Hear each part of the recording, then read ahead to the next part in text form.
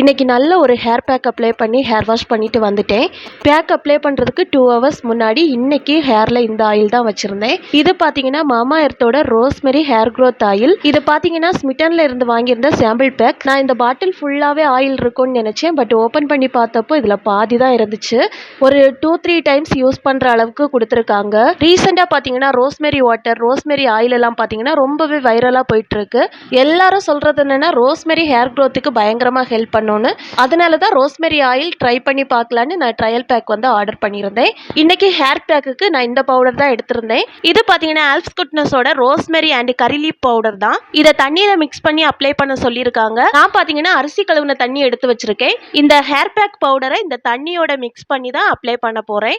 நீங்க வேணும்னா தயிர் கலந்து கூட அப்ளை பண்ணலாம். அப்ளை பண்ணி 20 நிமிஷம் கழிச்சு நான் ஹேர் வாஷ் பண்ணிட்டு வந்துட்டேன். இந்த ஹேர் பேக் பவுடரோட ரேட்டு பார்த்தீங்கன்னா 50 கிராம் 175க்கு சேல் பண்றாங்க.